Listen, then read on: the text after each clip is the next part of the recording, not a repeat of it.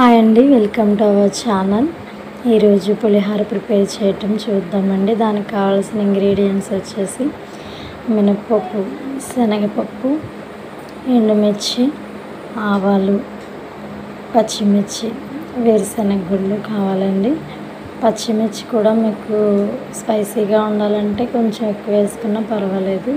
కరివేపాకు కొంచెం, కొత్తిమీర కొంచెం, 2 నిమ్మకాయలు అయితే నేను తీసుకున్నానండి. ఈ ఇంగ్రీడియంట్స్ అన్నీ కూడా ప్రిపేర్ చేయడానికి సరిపోతాయి. నెక్స్ట్ స్టార్ట్ చేద్దాం.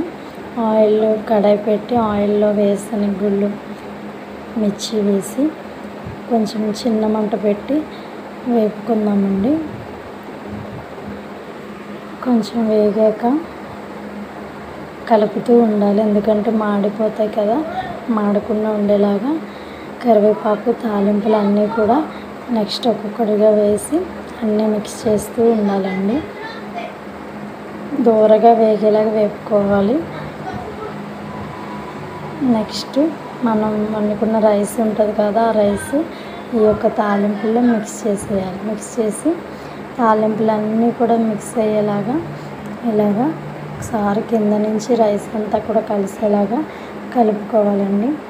ఇందులో వచ్చేసి నిమ్మరసం, నిమ్మకాయ పిండుకుని అందులోనే నేను సాల్ట్ కలిపేసి గింజలు అవి తీసేసి నిమ్మకాయలో గింజలు వేడి చేసి ఉంచానండి. ఆ యొక్క రసం అంతా కూడా ఇందులో వేస్తున్నాను. వేసేసి ఒకసారి మొత్తం అంతా రైస్ అంతా కూడా నిమ్మకాయ పట్టేలాగా చక్కగా కలిపేసుకోండి.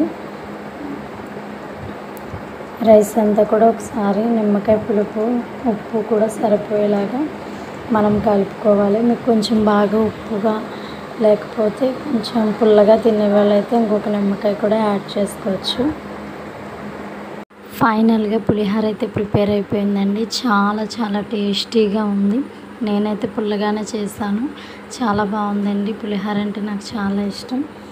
మీకు కూడా ఇష్టమైతే నాకు కామెంట్ చేయండి.